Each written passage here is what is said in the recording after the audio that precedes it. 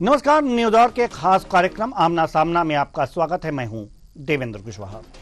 आज हम इस कार्यक्रम में बात करेंगे ओबीसी आरक्षण पर, जिस पर एमपी हाई कोर्ट का फैसला आने के बाद सियासत तेज हो गई है। बीजेपी कमलनाथ और कांग्रेस पर ओबीसी आरक्षण के लिए कई षड्यंत्र रचने का आरोप लगा रही है, तो कांग्रेस बीजेपी को झूठ की यूनिवर्सिटी बताकर फैसले को अपने हक में भुनाने की कोशिश में है। आज इसी मुद्दे पर करेंगे चर्चा, तो आइए शुरू करते हैं आमना सामना।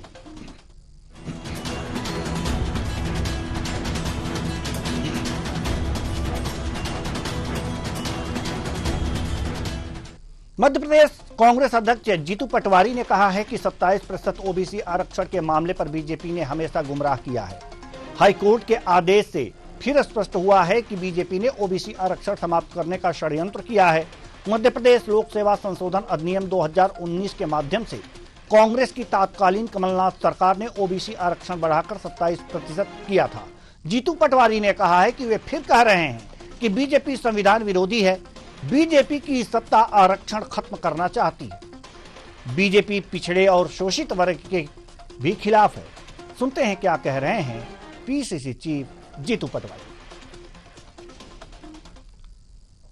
मैं कमलनाथ जी को बहुत साधुवाद देना चाहता हूं, जिन्होंने ओबीसी को लेके 27% आरक्षण का बोल्ड स्टेप लिया, निर्णय लिया, और हम सही थे। वो हमने जो हमारा निर्णय हुआ था वो सही था। वो कोर्ट ने, माननीय न्यायालय ने उसको साबित भी किया।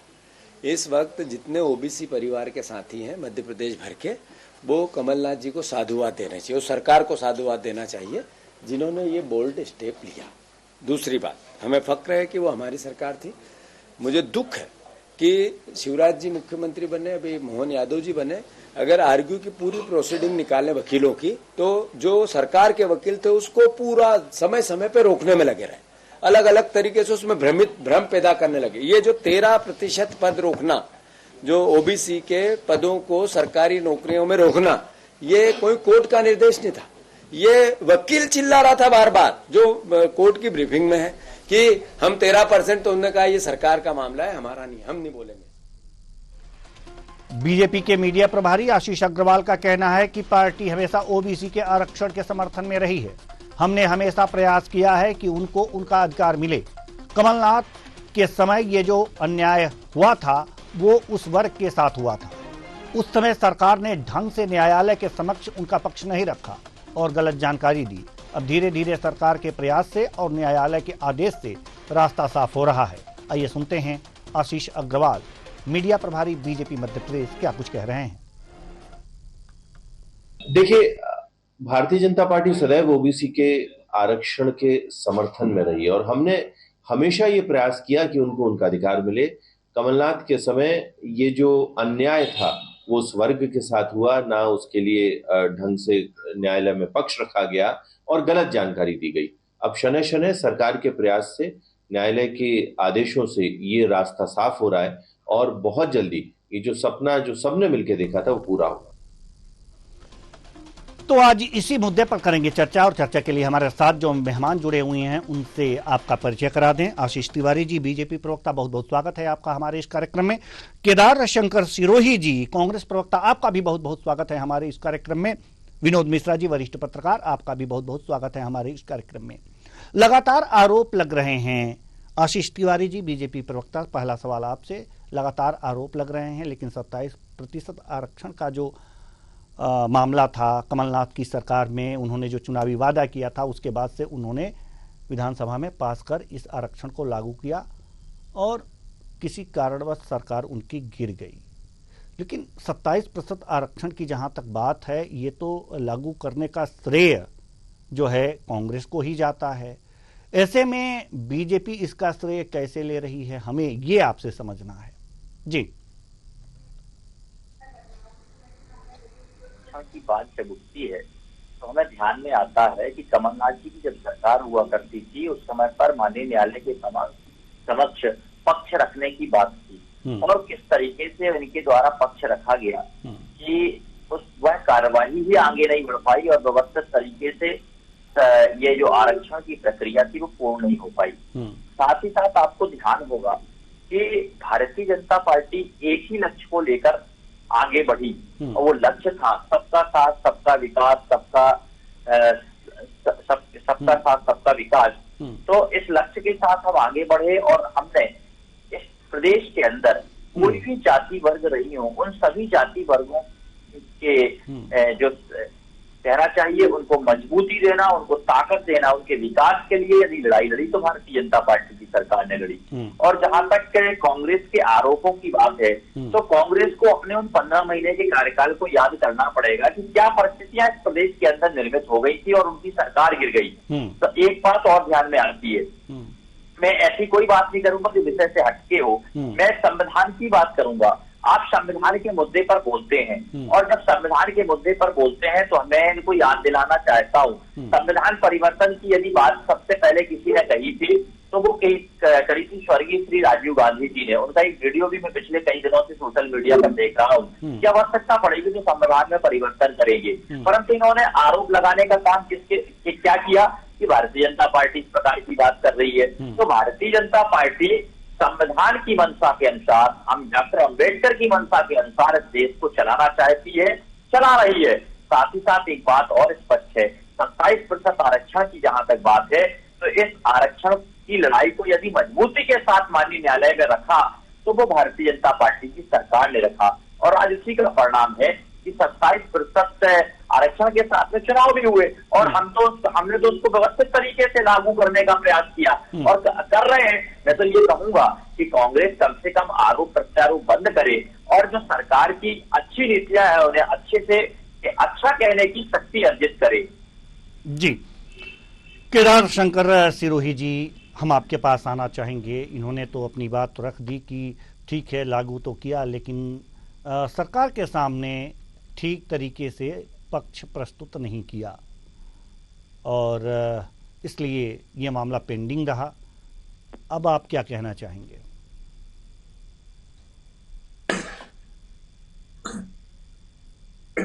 मेरा गला थोड़ा खराब है जी, कोई बात। मेरा ये मानना है कि भारतीय जनता पार्टी को सत्य बोलना चाहिए कि धर्म की राजनीति करते हैं, धर्म को आगे रखते हैं तो इनको सत्य का अनुसरण करना चाहिए। हर दिन झूठ बोलना सबसे बड़ा पाप है और इस प्रकृति में पाप का प्रायश्चित भगवान जरूर इनको सजा आज नहीं कर देगा।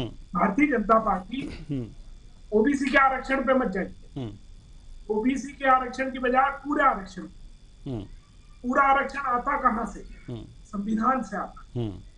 ये पूरे संविधान को बदलना चाहिए, तिरंगे को नहीं मानने वाले लोग हैं। आजादी की लड़ाई के पहले से ये चीज चालू हुई है। आजाद हम क्यों होना चाहते थे? हम राज व्यवस्था को बदलना चाहते थे और जनता का सरकार लाना चाहते थे। अब उसमें सबका साथ सबका विकास ऐसे नहीं हो सकता। एक 2 साल का बच्चा होता है, एक 20 साल का होता है, एक 50 साल का होता है, एक 80 साल का होता है। सबके लिए अलग अलग तरीके के काम बांटना, वो काम संविधान ने किया। मेरे साथी जो है उन्होंने संविधान बदलने की बात कही। संविधान का प्रियम्बल बदलने का कहीं कोई प्रावधान नहीं है। इनकी खुद की एक हाईकोर्ट सुप्रीम कोर्ट की प्रवक्ता है, उन्होंने कहा पीछे के जो चीजें हैं वो जरूरत के अनुसार बदली जा सकती है, उसमें कोई ही अड़चन नहीं। भारतीय जनता पार्टी तो 400 सीट इसलिए ला रही थी कि वो मूल भावना को बदलना चाह रही है। अब एक बात और छोड़ दीजिए, मैं भारतीय जनता पार्टी अगर वो कह रही इसका श्रेय ले रही है तो मैं उनको श्रेय देने के लिए तैयार हूँ।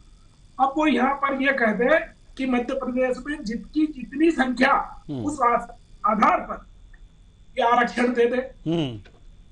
भाई आप आरक्षण के पक्ष में हो, आप पक्ष में हो तो आप ये नहीं कह सकते हो कि 15%, 25%, 27, 52 नहीं, ये झूठ और गुमराह करने वाला नहीं। मतलब आप आरक्षण के पक्ष में हो तो फिर न्याय संगत दे दो, जिसकी जितनी जनसंख्या उतना दे दो। लेकिन इस तरह से तो 51% जनसंख्या है ओबीसी की मध्य प्रदेश में, ऐसा माना जाता है। तो क्या गलत है सर? जी, जब वोट डालते हैं तब तो कोई ये नहीं कहता। जब 27% पर इतनी याचिकाएं लग गई, इतनी याचिकाएं मध्य प्रदेश में लग गई, ये सब भारतीय जनता पार्टी के लोग लगा रहे जी, सारे भारतीय जनता पार्टी के लोग लगा रहे सर। और भारतीय जनता पार्टी अभी भी पूरी तरीके से ऐसे आरोप न लगाएं। याचिका लगाने का काम याचिका लगाने के लिए प्रदेश में हर कोई स्वतंत्र है, वो एक अलग विषय है, परंतु कम से कम इस प्रकार के आरोप न लगाए। अरे ठंड रखो, मेरे साथ ठंड रखा करो जरा, सुन लो भाई, आपका जवाब मैं दे दूंगा। अभी कहाँ इतनी जल्दी कर रहे हो, आधा घंटा बैठना है। मेरा ये कहना है सर कि अभी आरक्षण को लेके जो 87-13 का इंदौर में छात्रों ने आंदोलन किया, हो सकता है आपके भी रिश्तेदार हो, मेरे तो थे, और ये 3 लोग बैठे, इनमें से भी इनके कोई ना कोई रिश्तेदार के बच्चे उस आंदोलन में होंगे। 4 दिन तक प्रशासन ने बात नहीं की, 5वें दिन उनसे बात की, गुमराह किया, और 7वें दिन से जो छात्र नेता थे उनको जेल में डाल दिया। सिर्फ गुनाह उनका ये था, जो आज सुप्रीम या हाईकोर्ट जो कह रहा है वही बात तो वो मांग रहे थे। अगर आप में शक्ति होती, आपकी तो सरकार थी, आप तो सुप्रीम हो ना अभी, तो कहाँ डर रहे थे, किससे डर रहे थे? आज उन छात्र नेताओं के ऊपर आपने FIR की, 3 दिन तक जेल में रखा इंदौर। आप क्या भी खबरें थी सर, वो तो आपने भी शायद उनको कवर किया है। पूरे मध्य प्रदेश और देश का मसला था। तो भारतीय जनता पार्टी की नियत और नीति दोनों में खोट है। ये जो बोलते हैं वो कभी सत्य नहीं होता। ये इसके लाखों हमारे पास एग्जाम्पल है। मेरा फिर दरख्वास्त है कि अब देखिए, आरक्षण खराब है तो खराब है, वो सही है तो सही है, तो पहले तो 2 में 1 चुनो। इसका जवाब लेंगे हम आशीष तिवारी जी से, इसका जवाब लेंगे कि हम आशीष तिवारी जी से। बहुत बढ़िया आपने एक क्वेश्चन निकाला है, इसका जवाब भी बढ़िया ही देंगे आशीष तिवारी जी, लेकिन उससे पहले विनोद मिश्रा जी के पास चलेंगे। विनोद मिश्रा जी, सवाल यहां पर यह है कि आरक्षण 27% जो मध्य प्रदेश में देना था, उसके लिए हाई कोर्ट ने रास्ता साफ कर दिया है। अब इसका श्रेय कांग्रेस कह रही है कि ये मेरे प्रयासों के कारण हुआ, और बीजेपी कह रही है कि नहीं, मैंने पक्ष रखा बढ़िया से और इसलिए ये हुआ।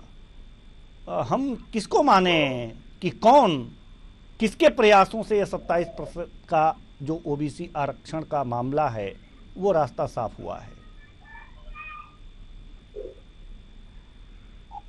देखिए, इस मामले में तो जिस सरकार ने श्रेय उसको जाता है। इच्छा शक्ति सरकार ने उसके लागू होने और के बाद आपको उसका पक्ष रखते स्वाभाविक चाहे भारतीय जनता पार्टी है, कार्य होते हैं उसको आगे बढ़। तो स्थिति में जो भी ये तो सिद्धांतों के आधार पर न्यायालय में, इस कारण से सरकार के दौरान ये निर्णय आया, अपने ऊपर ले सकता है, उन योग्य अधिवक्ताओं का है के तहत। जी विनोद मिश्रा जी, हम आपके पास आएंगे। आपकी आवाज प्रॉपर वे में आ नहीं पा रही है, तो आप क्या कह रहे हैं ये हमारे दर्शकों को भी समझ में नहीं आ रहा होगा, तो अभी हमारी तकनीकी टीम जो है आपसे बात करेगी। हम अब आशीष तिवारी जी की तरफ रुख करेंगे। आशीष तिवारी जी, जैसा कि केदार शंकर शिरोही जी ने ये बातें जो कही हैं, जो प्रश्न उठाए हैं, उसका जवाब तो आपको देना चाहिए। जी देखिए, भारतीय जनता पार्टी जो आरक्षण की व्यवस्था है उसका पालन करती है। भारतीय जनता पार्टी की सरकारें उस आरक्षण की व्यवस्था का पालन करती है। हमारी मंशा ये है कि संविधान की जो मूल भावना है कि प्रत्येक वर्ग का विकास होना चाहिए, हम उसी वर्ग के लिए काम कर रहे हैं। सरकार को लगा कि सवर्ण वर्ग में भी कहीं ना कहीं ऐसे गरीब लोग होते हैं जिन्हें लाभ मिलना चाहिए, तो आज सवर्ण के लिए भी आरक्षण की व्यवस्था हुई। तो संविधान बना किसके लिए? इस देश की प्रत्येक जनता के लिए, कि उसे उस मूल भावना के साथ में हक मिले, अधिकार मिले, उनका विकास हो, वो मजबूत हो, और वही काम करने का प्रयास भारतीय जनता पार्टी की सरकार करती रही है।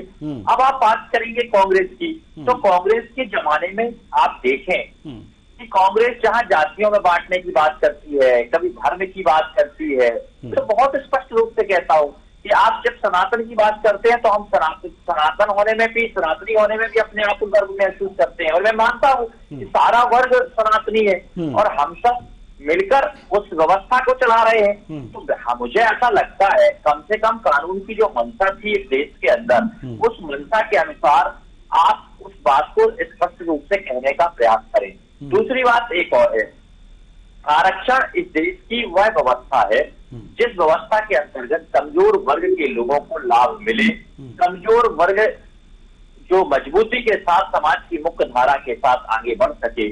और आज यह पद्धति आगे चली आई है आजादी के बाद से। तो आज आप देख रहे हैं कि समाज के वर्गों का यदि विकास हुआ है तो इसी आरक्षण के दम पर हुआ है, इसमें भी कोई दो राय नहीं, और लगातार हो रहा है। फिर बात आती है 15 महीने के दौरान सरकार के पक्ष रखने की। तो मुझे बहुत अच्छे से याद है कि उस समय पर जब माननीय न्यायालय के समक्ष ये विषय चल रहा था तो कांग्रेस की जो सरकार थी वो सरकार ने उस पर किसी भी प्रकार से ध्यान नहीं दिया था, और परिस्थितियां ऐसी निर्मित हुई कि इस देश के अंदर इस विषय पर एक बड़ी बहस शुरू हो गई। तो मैं बहुत स्पष्ट रूप से कह देना चाहता हूँ, भारतीय जनता पार्टी आरक्षण के पक्ष में है। आरक्षण होना चाहिए, परंतु समाज के हर वर्ग के साथ होना चाहिए, हर वर्ग का विकास होना चाहिए, और लगातार इस देश के अंदर हम वही करने का प्रयास कर रहे हैं। जी, एक सवाल और था केदार शंकर सिरोही जी का। वो कह रहे हैं कि जो सारी चीज़ें हैं, जो ये आरक्षण की व्यवस्था है, उसे अगर जो आप मान रहे हैं तो जिसकी जितनी संख्या है उसके आधार पर आप आरक्षण दीजिए और इस बात को गणना कराइए। जैसे जातीय जनगणना की बात लगातार कांग्रेस कर रही है तो वो उसी की बात कर रहे हैं। तो क्या देखिए, जातिगत जनगणना के विषय पर कांग्रेस केवल राजनीति करना चाहती है। कांग्रेस चाहती है कि यह देश किसी ना किसी तरीके से बटा हुआ रहे, जाति के नाम पर, धर्म के नाम पर, और इस देश के अंदर एक मुद्दों की बहस चलती रहे। वह विकास की बात क्यों नहीं करती? वो जनता के बीच में जाकर काम करने की बात क्यों नहीं करती? मैं तो कांग्रेस के मित्रों से कहता हूं कि आप जनता के बीच में जाकर बोलिए, बताइए कि सरकार की क्या कमियां हैं, क्योंकि विपक्ष का अपना एक दायित्व है। यदि सरकार कहीं पर कोई गलत करती है तो आपको जनता के बीच में जाना भी चाहिए, क्योंकि जनता के जो कमियां है वो, अगर कोई सरकार बहुत अच्छी चलती है तो मैं ये भी मानता हूं तो उसमें विपक्ष की बहुत बड़ी भूमिका होती है।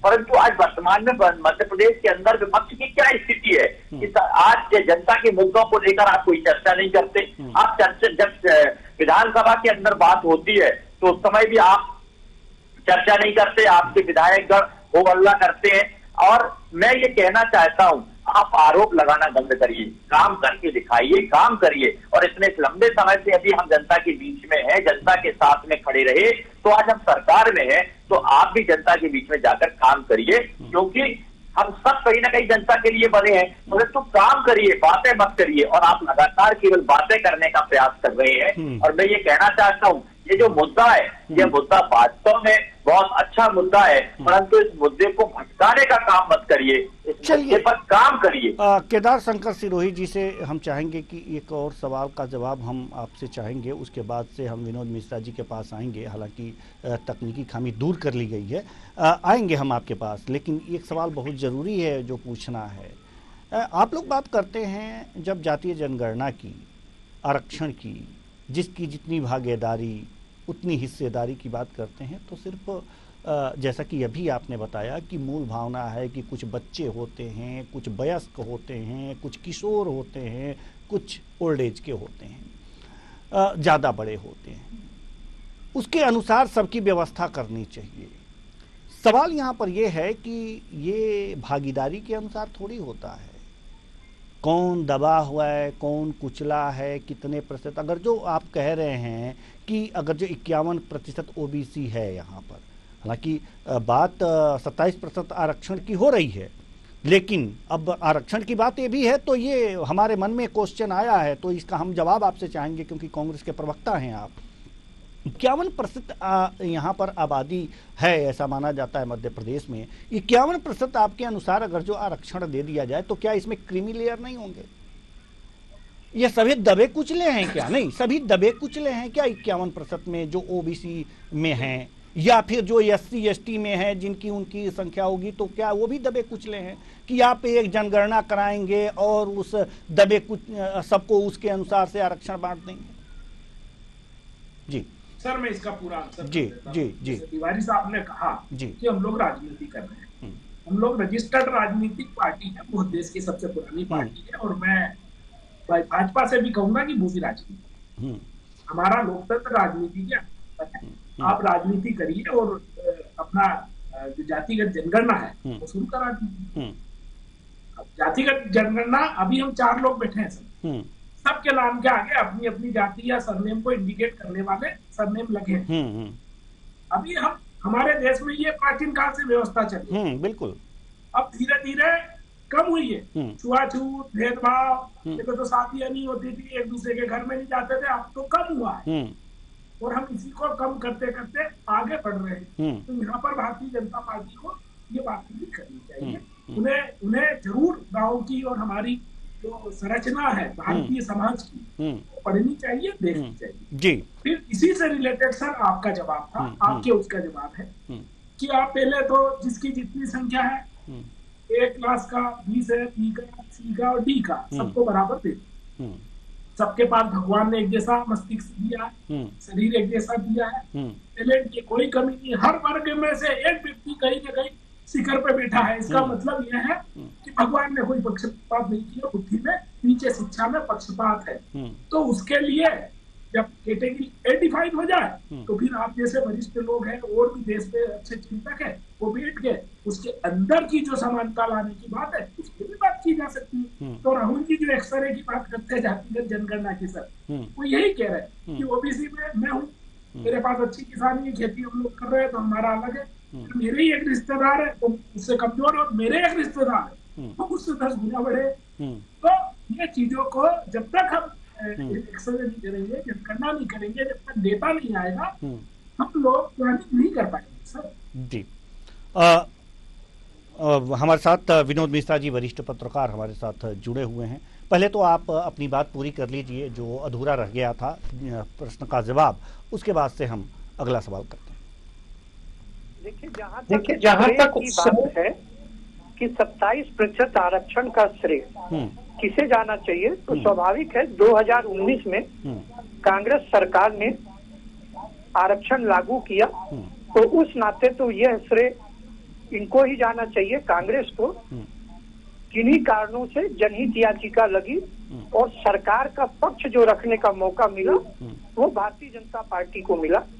तो भारतीय जनता पार्टी की सरकार भले हो गई, लेकिन सरकार के जो कार्य होते हैं उस नीति को ही जो सरकारें आती है वो आगे बढ़ाती है।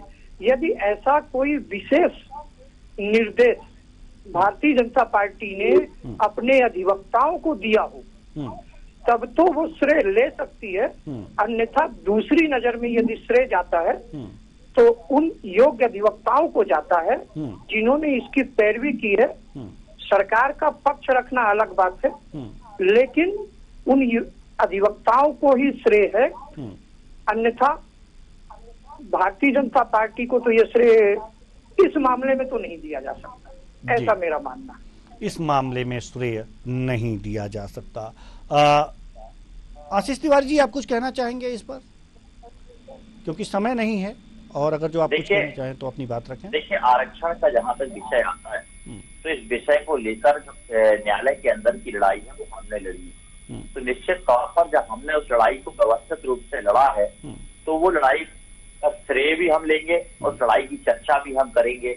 और आज हम जनता के बीच में जाकर यदि बात रखेंगे तो हम उसको तथ्यों के साथ में रखेंगे। मैं तो ये कहता हूं कि उस समय से लेकर अभी तक की अगर न्यायालयीन प्रक्रिया की जो प्रक्रिया है उसकी जो पत्रावली होती है, जो ऑर्डर शीट जिसे हम बोलते हैं, यदि हम देखेंगे तो उसमें भी जो आवेदनों का आना, आवेदन प्रस्तुत किए गए, उनके जवाब हुए, इन सारी प्रक्रियाओं को यदि हम पढ़ेंगे, ध्यान से देखेंगे तो उन सब में भारतीय जनता पार्टी के समय पर ही जो हमारे अधिवक्तागण थे उन्होंने मेहनत की, अपनी बात रखी, और बात रखने के बाद में आज इस स्थिति पर पहुंचे हैं। तो भारतीय जनता पार्टी आरक्षण के साथ ही आरक्षण को लागू करने में पूर्ण मेहनत की।